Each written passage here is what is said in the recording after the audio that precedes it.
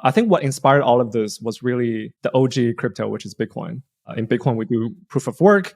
And the work that the miners do is solve a computationally very difficult math problem that is easy to verify. That's one. And two, they process the transactions. They order the transactions and process them. And in return, they earn the Bitcoin token. So that's the work that they do and the reward that they get. Now, the natural next question is, what is some other work that you can do in the physical world, in the real world, that as a contributor of the work, you can earn tokens for? Welcome to Good Game, a podcast for crypto insiders with your hosts Imran and Chow. Welcome to Good Game episode 11. Today we're going to be talking about proof of real work. There's been a lot of talk about it over the past probably 5 to 7 years. And we're starting to see some of the early signs of adoption. And not only that, we believe that it could be the next wave of adoption, which we'll touch on in a bit. We'll talk about Helium, Hive Mapper, Demo, and try to understand where does the value capture, what are the technical infrastructures that are needed, and then more or less, what is the blueprint for future founders that want to build in the space, and how they can replicate the success of Helium and others to think about other areas that they can focus on as they're starting their startup. Chow, thoughts on the above? I know you've been a big proponent of proof of real work. You've written an article with Mohammed Fouda from our team. And so I'm sure you have a lot of thoughts around this. Yeah, this might be my most contrarian thesis, but I think of proof of physical work as potentially the vertical that will bring the third wave of crypto adoption. When I say the third wave, I mean the first wave being the ICOs in 2017, and the second wave being the NFTs last year and 2 years ago. So both ICOs and NFTs brought a ton of retail users, the mainstream, into this ecosystem. Arguably, Bitcoin did a little bit of it, but Bitcoin was still mostly not really the mainstream. It was the libertarians, the early adopters. So arguably, Bitcoin wasn't the first wave. Which quickly changed though, right? Like it went from the hands of like end users to like larger enterprises that had a lot of capital. Exactly. So Bitcoin was actually the thing that brought the institutions to our industry, to this new asset class, but not the mainstream. The mainstream was really ICOs and NFTs. And I think that the third wave is going to be proof of physical work or proof of real work. We're going to use these two terms interchangeably. But why do I say this is a very contrarian thesis? Is because for the longest time, people think that the third wave or the next wave will be brought by gaming and social networks. It sounds pretty straightforward. It sounds pretty intuitive. And I don't necessarily disagree with that thesis, but I want to play devil's advocate on why gaming and social networks are not the next wave. Okay. So if you look at, let's start with gaming. Okay. So today there's hundreds of AAA, AA game studios that are building crypto games. Many of them come from traditional, gaming background or game development background that just got into crypto not long ago. And what a lot of them do is they start as a AAA, AA game, and then they put some of their in-game assets on chain in the form of NFTs. That could work, but it's just, to me, it feels like it's not very interesting, right? Yeah, 100%. The thing about gaming that's the hardest to replicate is the cult status, right? How long do these games last, and how long will they be in the minds of people? If you look at like the studio model, as you mentioned, you need to constantly iterate and build new games that can capture the attention of people. And you need to have a high amount of marketing budget to get to mass adoption for games. So in regards to like finding the lightning in the bottle success for games, it's going to be very capital intensive. Yeah. And again, like it's possible to build a really good AAA, AA game with a crypto kick in it. But like I'm a 20-year gamer myself. Like I used to play a ton of like FIFA or StarCraft. I play less and less ever since I became a father. But before that, I play a ton of those sports and real-time strategy games. And for me, if you just put some NFTs on chain, it's not really that interesting for me as a player. I think there might be a very small niche of group of users, like maybe 1% of users that really care about putting their FIFA characters, their players on chain in the form of NFTs. But the vast majority of people like myself don't care about that kind of stuff. The vast majority of people care about the gameplay. Let's play devil's advocate on that one. Mm-hmm. There's a thesis around, and I hear this a lot, which is like Fortnite and Roblox and the new generation of gamers who are the 12 to 15-year-olds are more or less buying skins to upgrade their avatar or in-game assets. And so some of the gaming proponents in crypto say, well, NFTs could be replaced with these in-game assets. What are your thoughts on that? I have a quick thought, which is, they work fine now. Why need to replace with NFTs? I have a quick analogy. That is in production and has been in production for a while, which is Reddit and their NFTs. So the analogy that I'm drawing is, so you have these AAA games that are launching their in-game assets in the form of NFTs, and then you have Reddit, who recently, or several months ago, launched their avatars in the form of NFTs. How many people actually care about that? How many people actually care about owning their avatars in the form of NFTs? Have you claimed your own Reddit avatar in the form of NFTs? I think there's a small niche, like hardcore people who care about that, but the vast majority don't. Yes. Well, people could claim their avatar NFT, and I think there's some incentives behind it to do it, right? And I think the speculative nature of NFTs is what, at least the first period of when the claims happened with Reddit, where we saw an all-time high in transactions conducted on Polygon. But then it simmered down, and now I don't think it's as active as it was back then. I mean, by the way, that happens all the time with new product launches. You always see a spike and then it dies down over time. But my point being, launching in-game assets in the form of NFTs appeal to probably a small number of people. It doesn't really appeal to the mainstream. So that's what I'm seeing in the state of crypto gaming today. Now, there is a group of game projects that are very interesting to me, something that we wrote about almost a year ago with Will on our team, which is the fully on-chain games.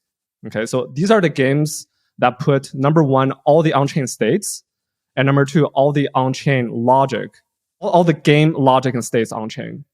Okay, so these are what we call on-chain games. Why are they interesting? Is because they fundamentally enable composability. So composability between players, composability between games.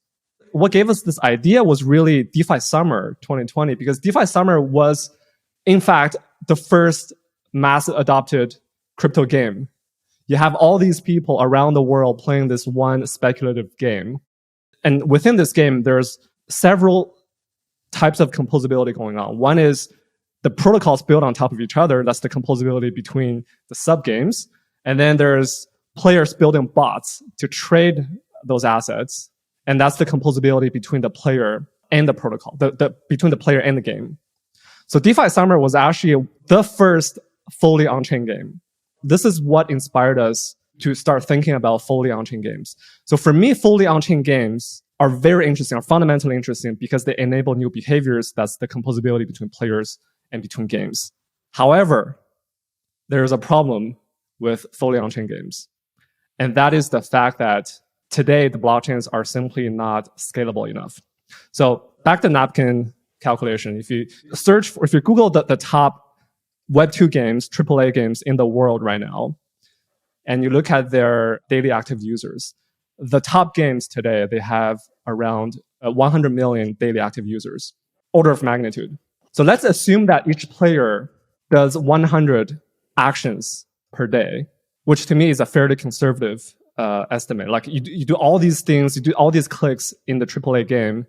I would assume that on average, it's way more than 100, but let's assume it's 100 clicks, actions per day that are fully on chain. So 100 state changes, 100 transactions per day on chain. So if you do that, if you do this multiplication and you divide that by the number of seconds per day, you're going to get 100,000 transactions per second.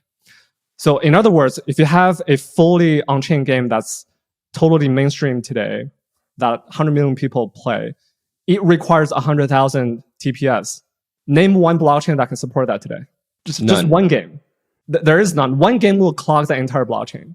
So that's the issue with fully on-chain game today, is that our chains are not scalable enough for that.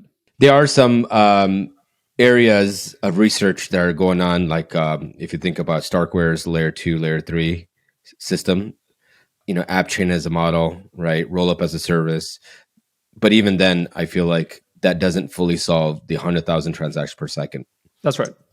Problem that we have. So we've gone a really long tangent now, and I want to really quickly touch on the second, just going back to the original thesis that of playing the devil's advocate on why gaming and social are not going to be the next wave, may not be the next wave.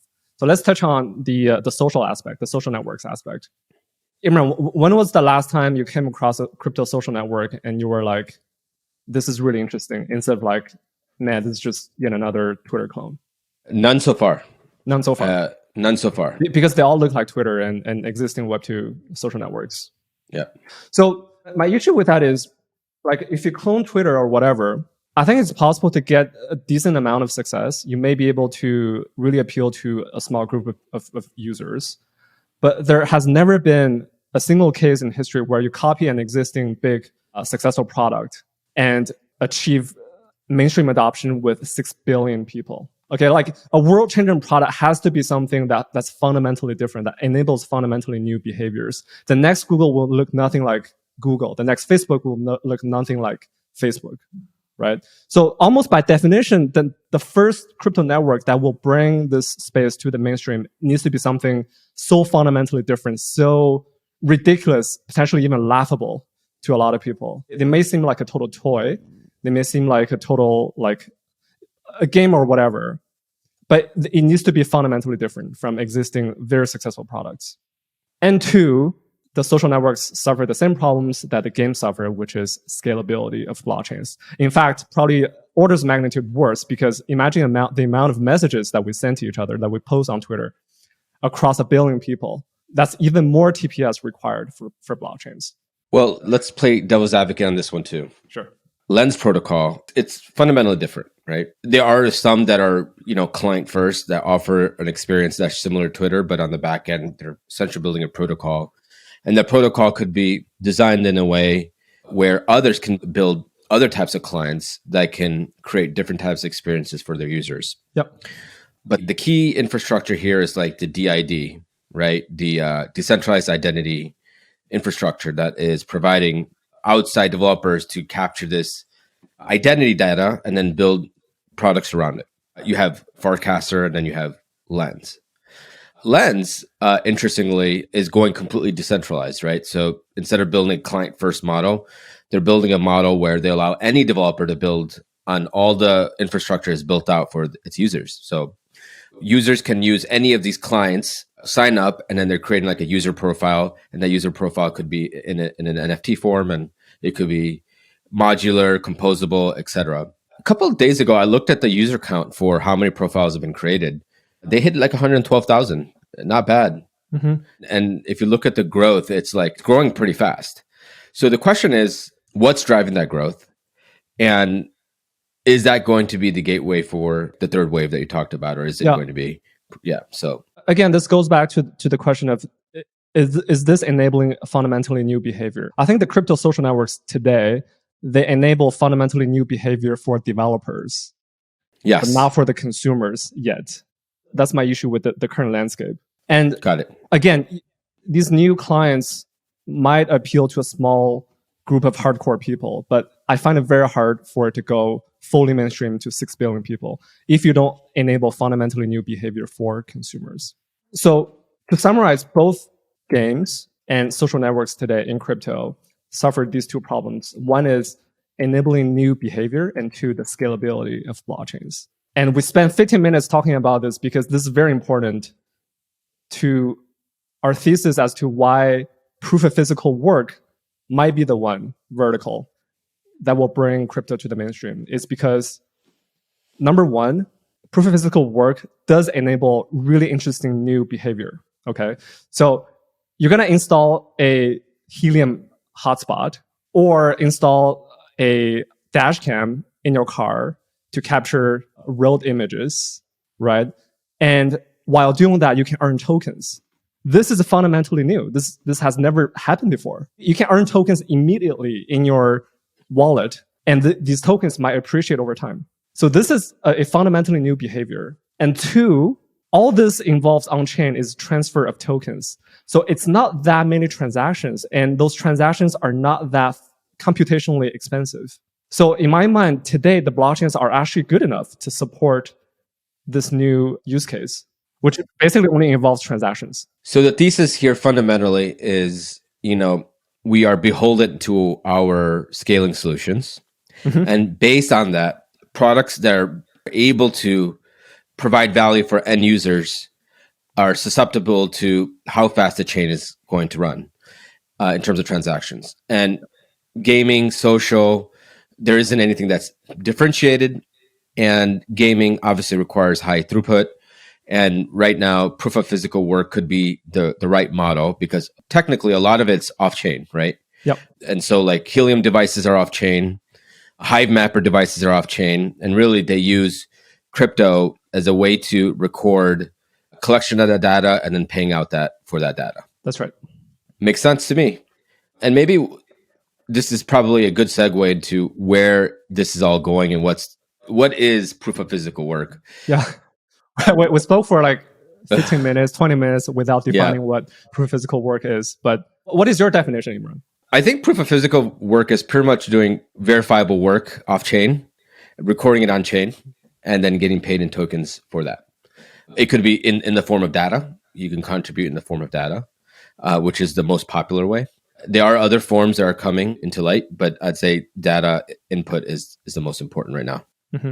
Yeah, I mean, for me, the definition is pretty much the same. The only thing I would add is what inspired all of this. I think what inspired all of this was really the OG crypto, which is Bitcoin. In Bitcoin, we do proof of work. And the work that the miners do is solve a computationally very difficult math problem that is easy to verify. That's one. And two, they process the transactions. They order the transactions and process them. And in return, they earn the Bitcoin token. So that's the work that they do and the reward that they get. Now, the natural next question is, what is some other work that you can do in the physical world, in the real world, that as a contributor of the work, you can earn tokens for? And this is what led to the idea of Helium, Hive Mapper, and so on and so forth. Yep. There are a few interesting elements that proof of physical work can enable that people haven't really thought about yet, which is being able to build infrastructure faster. Like, let's take Helium as an example, or even Hive Mapper. You're able to deploy millions of cameras across the world to actively map out the different streets across the globe. If you think about what Apple does today, Google and Apple, they spend probably every 14 months where they re-image the street data. And so that's like every 14 months. And this is like in Silicon Valley where they live, where they're based out of. Mm-hmm. The average street in the US is probably 3 to 4 years. The average street globally that are popular are about every 5 years. So if you think about the freshness of that data, it's pretty stale. And like, if you think about data generally, we want, fresh data always. And so getting stale data, is it going to be helpful in regards to scale and the types of opportunities that you could bring about for the third-party ecosystem? Just to put this into context, I think Kyle Simani shared some data about, was it Hive Mapper? Do you have yes. the data? So over 186,000 kilometers have been mapped. So 115,000 miles only within a 2.5 month period. And that's what, like, assuming that they focus exclusively in the US, that's like 5 to 10% order of magnitude of the total distance of roads in the US. Yeah. In 3 months. Which is pretty insane. In context, like it's like driving around the world 4.5 times in 2.5 months. So it gives you an idea of like scale. So by the way, Helium started as a network for IoT devices. And in terms of scale, rapid scale, touching on the concept of rapid scale, I'm just quoting something that Tushar wrote maybe a year ago. The entire US telecommunications industry has 417,000 cell towers. And estimates for the total number of cell towers in the world range from 3 million to 8 million. The Helium network has achieved a similar level of scale in just 30 months, which is pretty insane. Now, I think there's a little bit of exaggeration in all of this because a Helium hotspot is not comparable to a cell tower in terms of scale and the cost behind it. But it does show, these numbers do show how fast a proof of physical work can scale within a short period of time.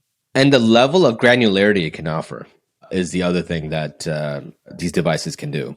Being able to map out a side street, like alleys, being able to get internet access in rural areas where traditional infrastructure can't touch, can now be hyper localized for areas that are not being served today. And that's like kind of the element of why Starlink became popular, right? And that's how most things become very popular is they start out in this like niche areas, and then the popularity becomes more so apparent so that it starts to scale into like other areas of opportunities. So hyper localization, and obviously, as you mentioned earlier, which is cost effectiveness or of how cheap the infrastructure it is to roll out. Just to throw out some numbers, it costs T-Mobile and other like wireless network providers upwards of $10 billion just to bid on spectrum that are licensed by the FCC, just to acquire these licenses so that they could run spectrum, so they could operate the spectrum, so that they can build wireless infrastructure on top of it. And so there is no way another wireless provider can enter this business, right? Mm-hmm. Like, so in terms of startups, there's no startups in this space because it's heavily dominated by monopolies, and there's just no way for others to enter into the space. And then if you think about the cost to operate startups on top of this internet layer. So the reason why IoT devices, I don't know if you remember, but IoT was like a big fad in the early 2000s. So much so it inspired IOTA. The trinary or whatever it's called, the blockchain or whatever. I don't know, but I just remember that every wallet had a backdoor attack, and I think every wallet got drained on IOTA. That's right. Rest in peace. Where I was going with this is IoT hasn't still taken off yet, and there's a reason for that. And this kind of talks about what Helium is building, which I wanted to touch on. So Helium started pretty early, like 4 years after Bitcoin started. It was started by Amir Helium. Sean, if you know Sean, Sean Fanning, he was one of the co-founders in Napster. So that peer-to-peer infrastructure was really like infused based on his background. Yeah. And he ultimately coined the term like activity mining. And he said, like, why don't we use Bitcoin's model as a way to incentivize people to run these devices at their homes? Mm-hmm. And it ended up being a hit around 2019. They scaled this out. Wait, so just to be clear, they started as a pure, infrastructure company, like non-crypto related. That's right. And then several years later, they saw the opportunity of using crypto to incentivize the bootstrapping phase of the network. Yes. And this is the birth of proof of physical work. Like this dialogue between like Sean Fanning, Amir Helium, and the other co-founder, Sean. Mm-hmm. And they were sitting in a room and they're like, how do we get people to run hotspots in their house? There's no way. And Sean Fanning said a funny joke. He said, what if we could get these things to mine Bitcoin? And that led to them thinking about tokens, their own layer one. And that kind of gave birth to the proof of physical industry. Mm-hmm. And so that's like the early days. Now, the next area, which is like, how do we get these devices to run in people's houses? And what types of infrastructure can we enable to do so? And so they built something called these IoT hotspots where people can actually mine Helium tokens, and then they can send out a internet signal, and that would ultimately provide this type of coverage. But the problem with this is that for people that are running IoT devices, it costs a lot of money to use the internet from traditional cellular coverage because of the battery. Right. It drains the battery. So they developed something called a LORAN. Long range wide area network. Yeah. That's right. Do you want to touch anything on that? I'm not a hardware, network kind of guy, but just to give you the high level, there's many different types of network protocols, right? Like there's Wi-Fi, there's 5G, 4G, 3G. These are cellular networks. There's Bluetooth that you use to connect devices across a short distance. And there is LoRaWAN, LoRaWAN, long range wide area network, which is primarily used to connect IoT devices. So what be an example of that is, remember this company called Lime? Like they do like scooters, bikes, and stuff like Rest that. in peace. So they would install a sensor on their scooters, and the company itself would communicate with the scooters over this LoRaWAN network, as opposed to other types of networks that I mentioned before. And the only reason for that is LoRaWAN, by definition, it's designed for long-range communication, and it's very, very, very cheap. Like using like Wi-Fi, like traditional internet, these things are very expensive. These are too expensive for the specific use cases that it had. So LoRaWAN is a network specifically designed to connect IoT devices. And it's open. So it's not like something that they own. It's an open protocol that they design. And there's one more really cool thing about LoRaWAN, which is OpenLNS, which is Open LoRa LAN Network Server. And what that does is it's like an Oracle system that identifies and authenticates devices one time to the network. So the entire LoRaWAN network knows this device, and it can transfer internet connection from one device to the other without having to log out and log back in, which is pretty important into what they're doing next. So what they're doing next is, you may have heard the news where now they've announced their 5G hotspot mining infrastructure. So essentially, you can run a 5G hotspot network in your house. And so essentially what users can do is they can spit out a 5G network signal, and this 5G network signal provides cellular coverage. So previously you had a traditional Helium IoT device. This Helium IoT device will just send out an internet signal. This new 5G hotspot allows you to send out a cellular internet connection that's very similar to the Spectrum network that our phones use today, which is 3.5 gigahertz, etc. And so what this enables is ultimately someone can build a wireless internet carrier on this network across the US without having to build out the Spectrum licensing and the telecom infrastructure that's needed to operate a wireless carrier. I mean, I had to research to find out about this, but this should be much bigger news than it is already. Yeah. So just to be clear, Helium, they started as an IoT network, and then now they want to do a new type of network, which is the 5G. That's right. A quick rundown. So now they're selling SIM cards that you can buy today. You pay $10 and you get 20 gigs of service. It's also partnered with T-Mobile. And so, obviously Helium isn't available everywhere. So whenever there's areas where there isn't coverage, then T-Mobile provides it. But the goal is over time, Helium will provide all the services. And then it really changes the way we think about protocols, right? And I think you and I chatted about this before. And here's a great example of our thesis. Back in 2016 or 17, when 0x launched, if you remember 0x, they were an open protocol that allows anyone to build a DEX for any type of liquidity, right? Mm-hmm. And so you had all of these founders that started to build their own DEXs for different types of tokens. Long story short, it didn't end up working out because, ultimately you have to build a product that brings people to the masses, right? So then they ended up building Matcha, which was a first-party app that brought on more users, and that enabled the third-party ecosystem to thrive. Mm-hmm. Similar in that nature, Helium is doing the same thing. So remember, you and I chatted a couple weeks ago about demand and how hard it is to build demand. The supply side is very easy, right? You incentivize people to operate a device, and they get tokens. Well, it's not very easy. It's just easier than like on the supply side, you still need to do a lot of financial modeling, of course, all that stuff, and it's very hard to get it right on the first attempt. But yes, it is easier than the demand side.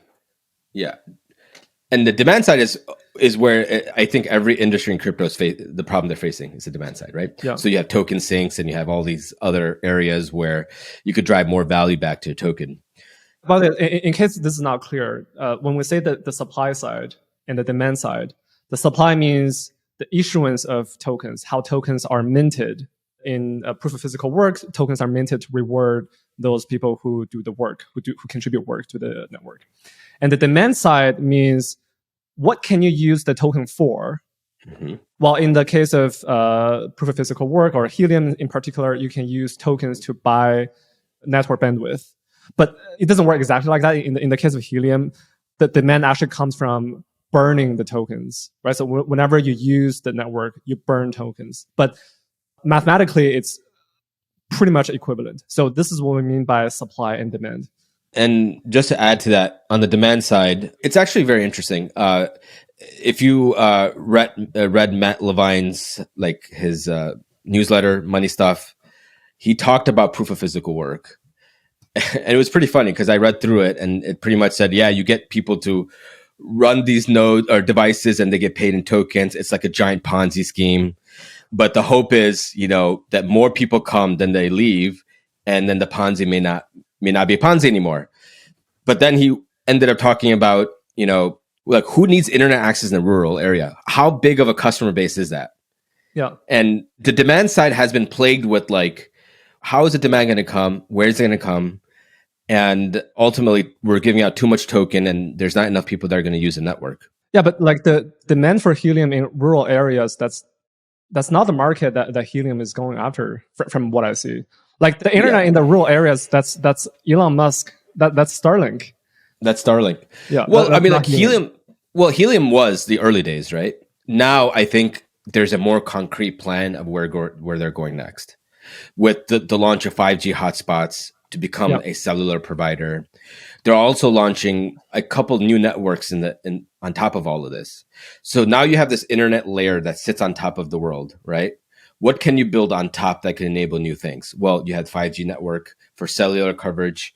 And by the way, when you mine these hotspot tokens, they come in the form of a different token called mobile. And mobile could be burned for HNT. Then you have VPN service. So people can, in the future, run VPN infrastructure and they can get VPN tokens that would burn for hotspot. So VPN would be a different type of network. So they start with IoT network and then 5G network and then VPN network and probably CDN. some other types of network in the future. Yeah.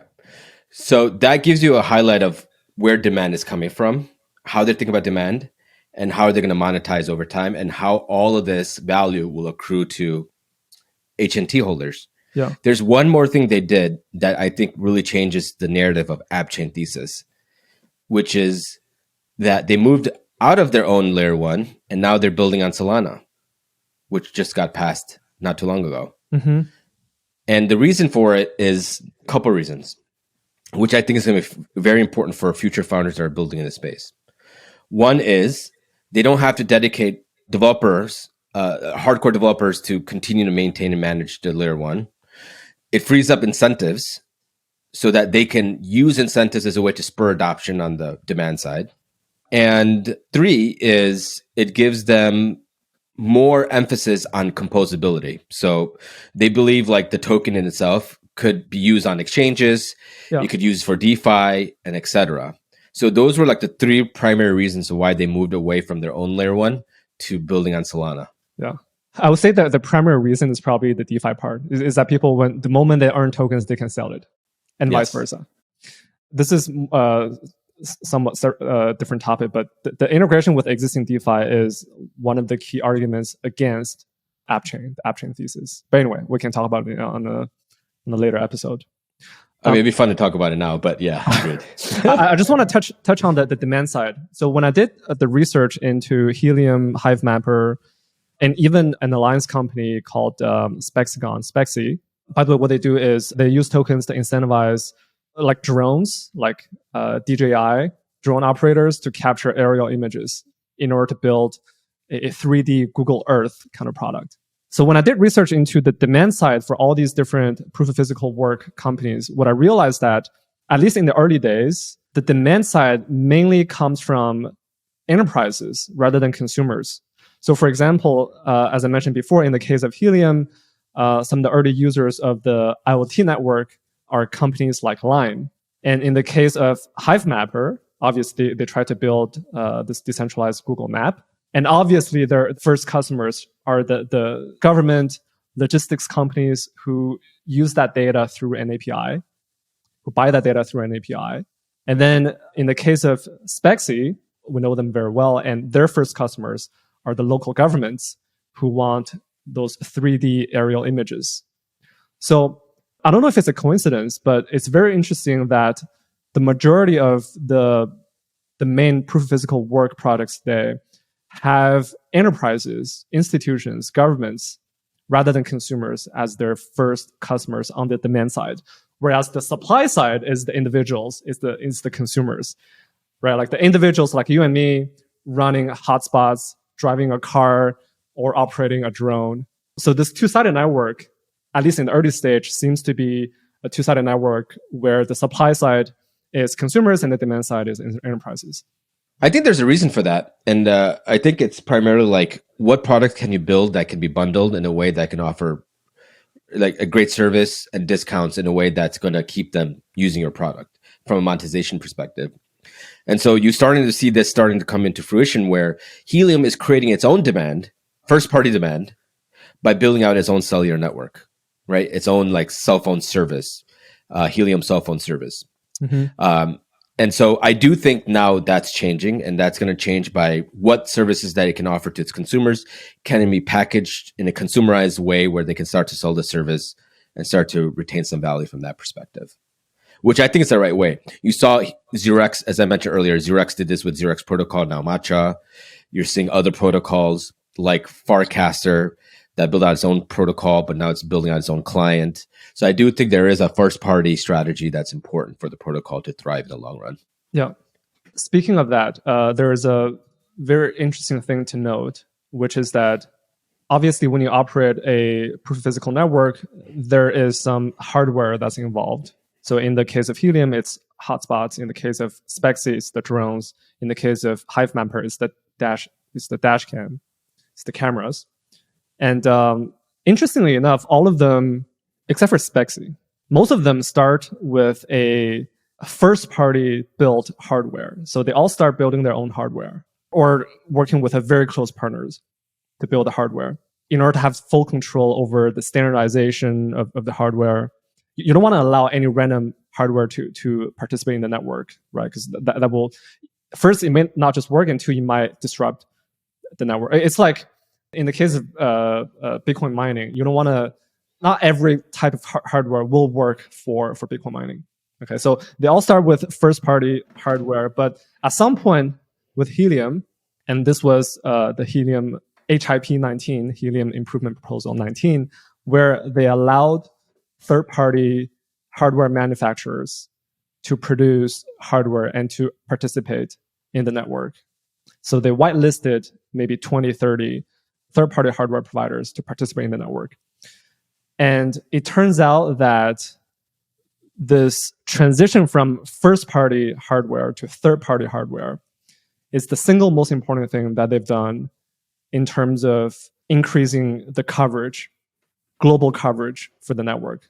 Because all of a sudden, you have 30 different types of hardware instead of just one that's compatible with the network. So a lot of people can participate. And you're enabling a whole new sales force, right? That's selling your product to other users that you can't touch originally, which I think is very important in terms of a mass adoption. Like, to touch on that, you have, I'd say, at least 20 or 25 startups that are using this as a way to implement it in their own hardware in terms of being able to sell it to their own customers. So there's companies that are doing agriculture data, right? Being able to install these devices on tractors to manage tractors. You have air quality devices that are being built as a way to manage air, or to get a sense of air quality. Mm-hmm. And so you're starting to see like a whole third-party ecosystem being built on this internet infrastructure. They're enabling new things, and they're all just using the standard that you mentioned, the hardware standard. And that's enabling more and more people using the Helium network in the long run. There's a couple of very important topics I want to talk to you about.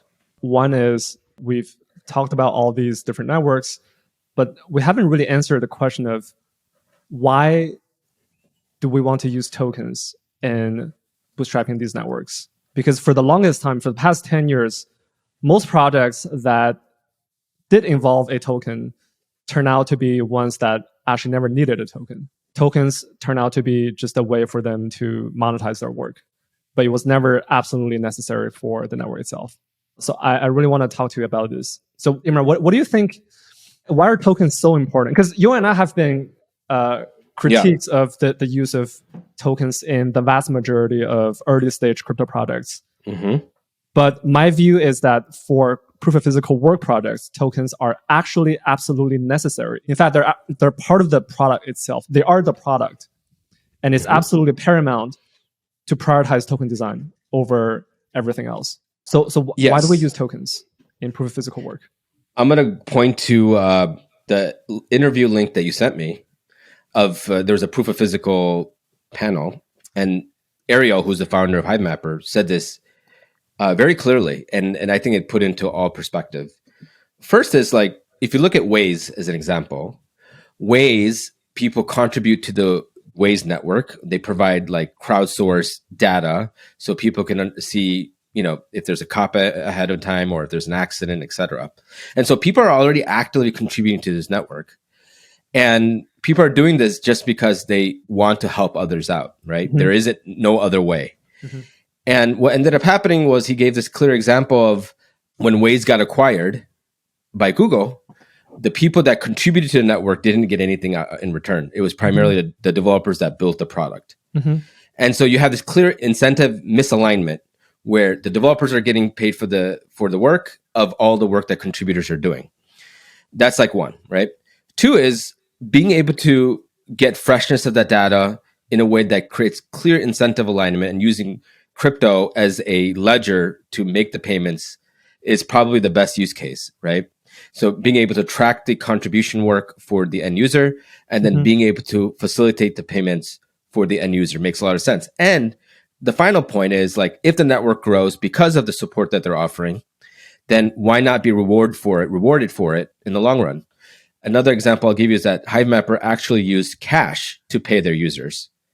And it turns out the experience was very adversarial, which is, well, I'm only getting paid this much for the work that I'm doing. What's the point of me doing the work? And so there was this like big misalignment in regards to how contributors are contributing to the network, and then what is HiveMapper getting? Here's another example, which is Uber. Uber drivers are pissed all the time. In fact, I had a Uber driver send me a pitch the other day of why Uber drivers are not getting the benefits that others are getting because they're putting in so much work, not enough time, not enough money, and too many fees on top. This could be solved using tokens, right? Because now you have value that accrues to the entire network, and everyone has the same upside as the founders do. And then over time, they feel like they have this ownership that they wouldn't if it was just like a adversarial relationship, which is like person A pays person B. So that's like a few things that I think about when I think about that. So if I could summarize, one is the expectation of profit, because tokens are volatile and they may appreciate over time, and people love that. And for the longest time, people argue against the speculative nature of crypto. I think we should just embrace it. The speculative nature of crypto actually helps bootstrap a whole new network. So one is the expectation of profit. Two is the psychological part, which is they feel like owners rather than just employees or contractors, which is in the case of Uber. And three is the transparency, where they feel like they will not be cheated by the company. I think by far the biggest value proposition is the speculative nature, is the expectation of future profit. For the vast majority of people, there's probably a small group of people who are hardcore supporters who want to feel like they're owners, etc. But for the vast majority of people, it's the ability to make money by doing this work. So that's the value proposition of tokens for users. But I also want to point out a few important value propositions of the tokens for the network itself, for the operator of the network, right? So you have users of network, but you also have the think of the network as an entity itself. So the first value proposition, we already touched on this, which is the rapid scale. We can bootstrap a whole new network within a very short period of time. And two is that it's actually possible that proof of physical work networks are cheaper than their Web2 traditional counterparts.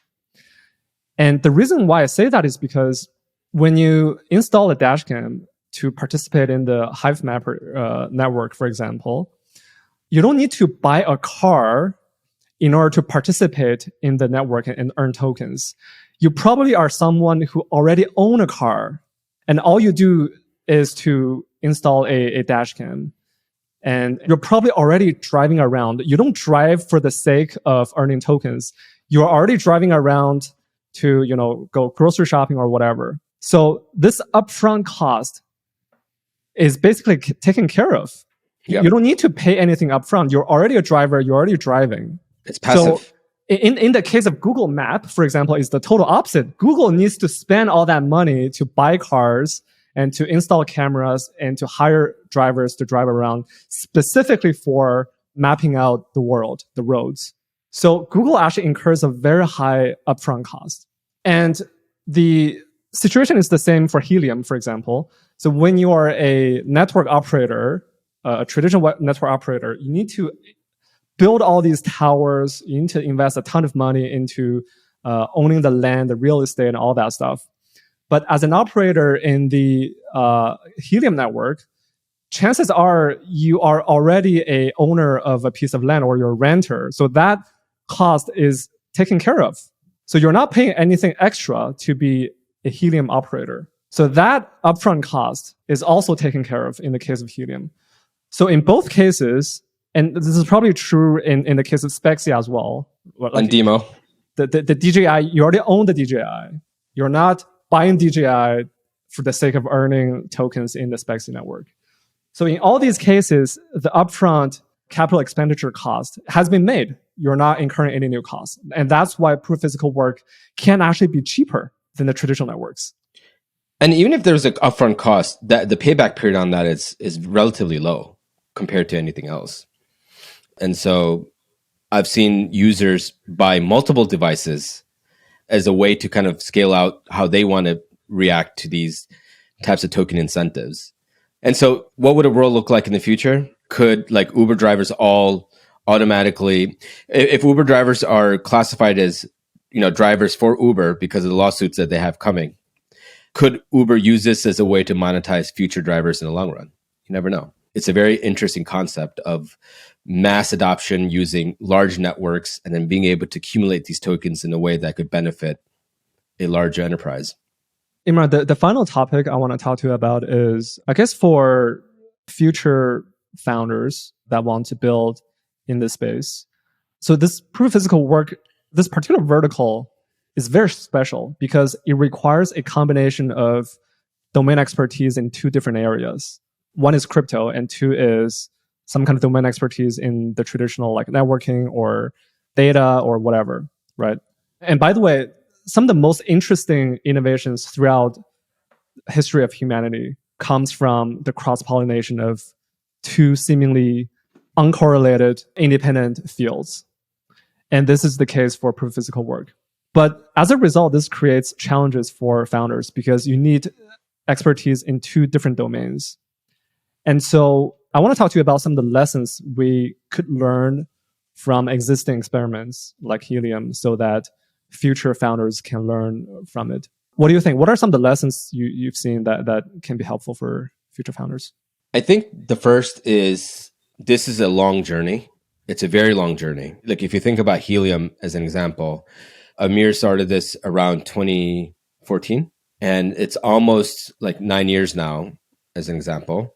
And now they're just starting to get the demand side figured out. And he says that he reiterates to other founders, this is a very long game. Two is understanding who your contributors are and how do you target them. And so obviously contributors can be those that run infrastructure for you in return for tokens, and what their value proposition is going to be within your network. And so the value proposition could be like, do they get a vote? How active should they be? How should the tokens be designed in a way that could steer more involvement in the community, etc. Three is understand like this is a two-sided marketplace at the end of the day, right? Focusing on just the supply side, which Chao mentioned is the user side, is one important element of building out the network. But the demand side is also very important, and start to think about how they can get involved in the space. And so that's like number three. And then the final point I'll touch on is third-party ecosystem, which I think is very important in order to spur adoption in the space.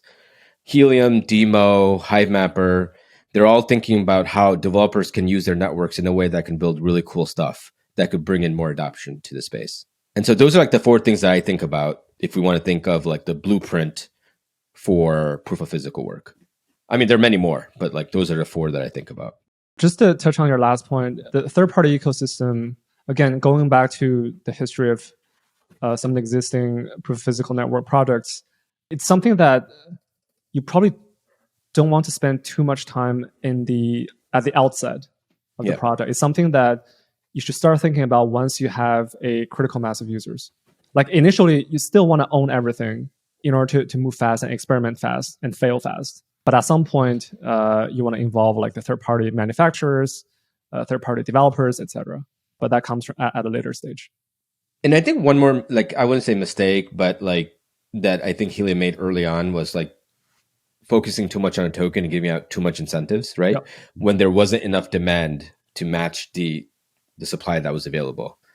I think that's also an important point. I think this is probably one of the most critical lessons for every founder. Probably every founder in every vertical, but certainly more pronounced in proof of physical work, which is that you will never get your token design right on the first attempt. No matter how hard you try, no matter how much financial modeling you do, no matter how much you prepare, no matter how many independent pairs of eyes to look at and criticize your initial draft, you will never get it right. And you should expect to change it in production and to experiment with new models in production. Helium has changed their models multiple times and it's still changing, right? The latest iteration from what I've seen is creating this two new sub-tokens. One mobile, like the mobile token for the 5G network and the other token for the IoT network. And then having the HNT token backing both under the hood. So it's still changing. And that's the expectation that every founder in this space should have. You'll never get it right and continue to experiment in production. There's a couple of lessons I learned that are very specific to proof of physical work, which is that first, the pricing on the consumer side, on the demand side, basically, is very hard to get right. You have to do a lot of financial modeling. Like basically, how much do you pay? How many tokens do you pay in order to access the network, in order to use the network? It's very hard to get it right on the first attempt as well.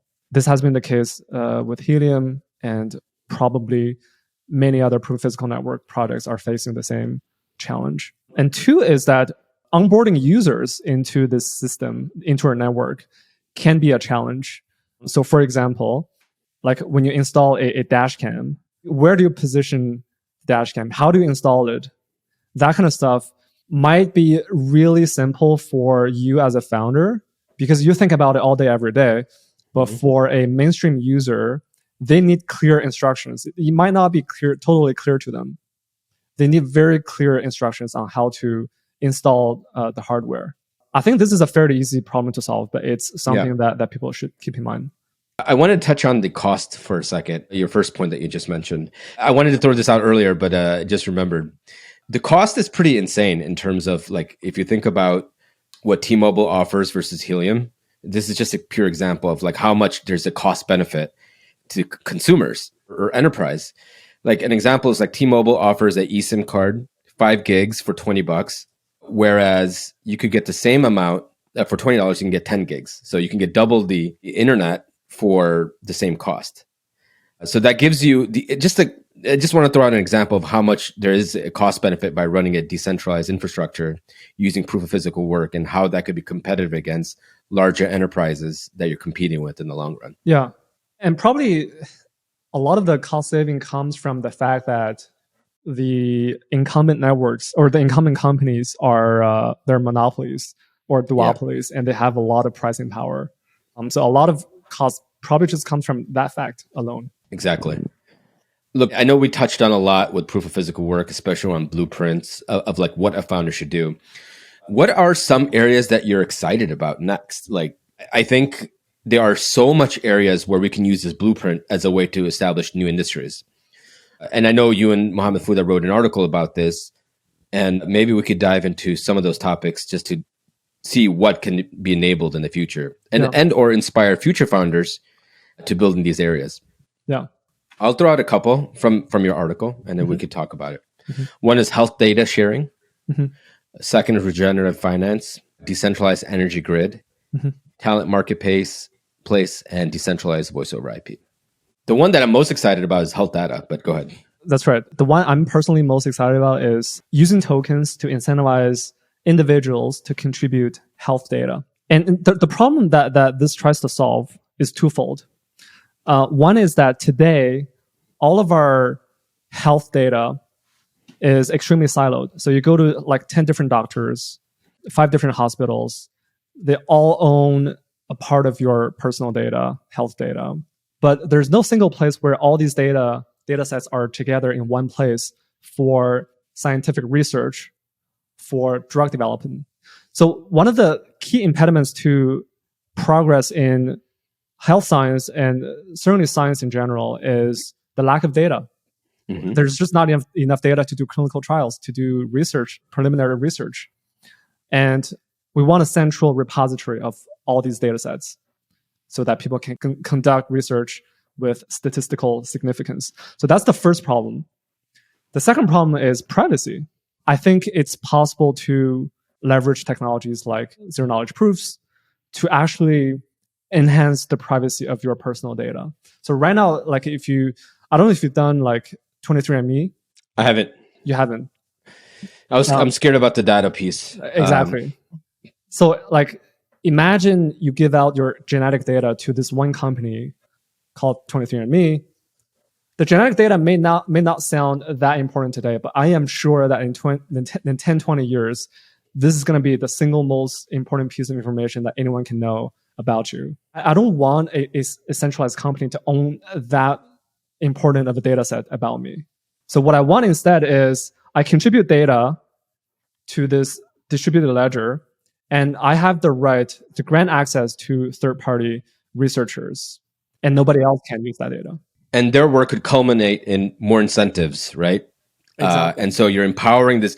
And then like we could go deep into this, which is like, I think like there isn't enough funding for researchers today. And so the types of data sets that are available is very limited. The amount of funding in health and clinical trials is very limited. The amount of R&D is limited. So you could completely reverse that by creating some sort of incentive that allows people to pay for this service. And more users are incentivized to building out interesting new concepts around the data they get from us. That's exactly right. So like as a user, I want to contribute my data in a privacy enhancing way and earn tokens. It's as simple as that. And the one blockchain I want to call out, and this is the side note, is Oasis. I believe that they're doing some very interesting work to find founders in this space, like at the intersection of crypto and health science. And I've just met a couple of founders in that ecosystem, but it's a very small ecosystem. And I would be very excited to talk to more founders from that ecosystem. It turns out that people that are building in the cross, like in the cross of like crypto and like health and crypto and X, they're very, very limited amount of people that you can actually find to do this, that understand both crypto and like domain experts in these specific sectors.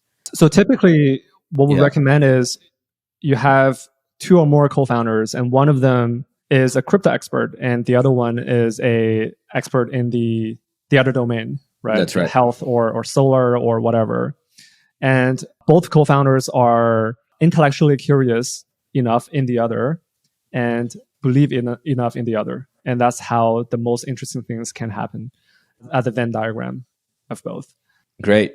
And if you want to look at other startup ideas, including the startup ideas I mentioned around proof of physical work, you can go on our website at alliance.xyz/ideas, and you can go through the list of different ideas that we have listed there.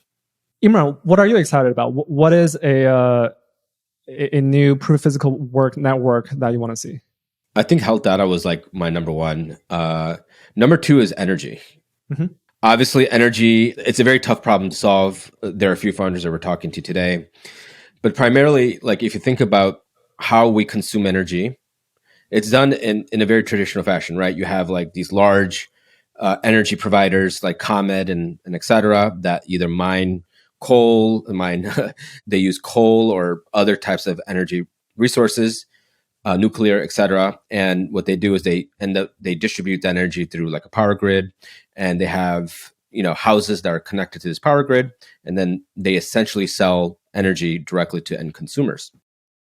And it's very pricey because really there aren't many energy providers that are out there, and it's primarily a monopoly. It's one of two. In many countries, it's nationalized. It's nationalized, exactly.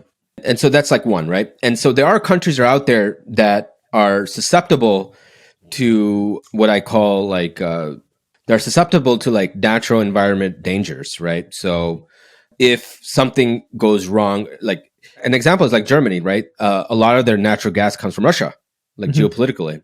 And so there was a point where Germany could have no energy for X amount of time. So there is this like beholden or this like gatekeeper that could be very political, or it could be naturally driven through natural resources. So there is a worry about that for people that want to be completely off the grid as well. So there are many different variables that are involved. One is like it's very expensive and it's provided by one of two monopolies, and it's very political, or it's by natural resources. So what do you think could happen next with proof of physical work? Well, this is interesting. One idea or one concept is using solar energy, right? So you install solar panels and an energy monitoring system, and you get paid in tokens for sharing the data of your home health or home energy consumption. And then also, how much of that excess energy can you sell back to the grid? Obviously, selling back to the grid is very expensive. There's transportation cost that's involved. That's very, very expensive. So I don't see that idea coming into fruition today. But there isn't the ability for this network provider to start to build out their own solar energy farms or industrial farms. And these industrial farms could provide, from the protocol fees, could provide energy consumption as well. And people get paid in tokens. And these tokens provide more resources for these large companies to build out their own industrial farming solar panels. And then there's a second idea of like decentralized energy from peer-to-peer or home-to-home energy provisioning. So an example of this is I have a solar panel and I'm completely off the grid and I produce excess energy. Well, I can connect my house to another house that's next to me, and that person can purchase energy from me directly, and I get paid in tokens or whatever, or the protocol establishes that relationship, and I can provide energy to the house next to me and the other house next to me. So those are like the two things that I'm thinking about, which is like home health data, which is like energy consumption, and then being able to provide energy either to the grid or to houses next to you. Obviously, I'm not an expert in the solar stuff. You're far more of an expert. You've driven a Tesla for like 5 years. But it feels like the first idea is easier to implement because all you need is some kind of monitoring device that you can install. It's probably not very expensive. And it's basically also data, using tokens to bootstrap data. Yeah. It seems fairly straightforward. And the data can come from like APIs from like Nest or Tesla, and you can pipe in all of your data, like devices that you have in your house, into the single API that goes into this monitoring unit. It could probably be software based too, to a certain extent. Yeah. And then the data would go to this company, and the company can start to give you tokens. Yeah. And then an example of this is you could see carbon emissions, right? Like how much of this house is producing carbon emissions, and could that data be used as a way to Tesla could find customers for their solar panels, and maybe some of that tokens could offset the cost of solar panel purchase. Because right now, I just did an estimate to figure out how much solar panels would cost in my house. It's like $35,000, and the payback is like 15 years, right? 15 years, 10 to 15 years, depending on how many panels I can squeeze onto my roof. And that's only going to offset 60% of my consumption, right? So I think there is an element of using a token model as a way to pay for some of the cost of the solar panels, keeps people more green. And then maybe in the long run, you could even buy carbon offsets, right? A part of the emissions, you can repurchase carbon offsets as a way to be more green. So there are some interesting experiments that we could run with this idea. still goes back to one of the earlier point that I mentioned, which is that on the supply side, it's the consumers that bootstrap this network of data. And then on the demand side, the buyers of the data are enterprises who are interested in using this data to whether to sell new products or to balance the energy grid or et cetera. Yeah, so I do think, and agreed, like the thesis, I think that people are going to see, but it's going to be much late. Like I think when the next bull market or whenever starts, people are going to start to see this, which is proof of physical work is going to be not for certain, but it could be the third wave for crypto adoption. I mean, if you just think about like cell phones, right? I mean, everyone uses a cell phone today and everyone complains about how expensive their plans are. I mean, all you need is 100,000 people, right? Using Helium as a mobile device and service, and that can become very competitive for larger wireless providers. And that brings on 100,000 more users. So I see this being more generalizable, and I see this being an easier way to get into the real world. And there's this always like talk about when is crypto going to have real world adoption? And I think this could be it. Well, great episode. Really enjoyed talking about proof of physical work. I think this is a topic you and I both share a lot of interest in, and we're starting to see more and more founders are building in this space. Thanks for tuning in to episode 11. If you have any questions, feel free to reach out. Otherwise, hit the subscribe button and we'll chat with you guys soon. Thanks. Thanks, everyone. Thanks for listening to Good Game. Don't forget to subscribe. We'll see you next week.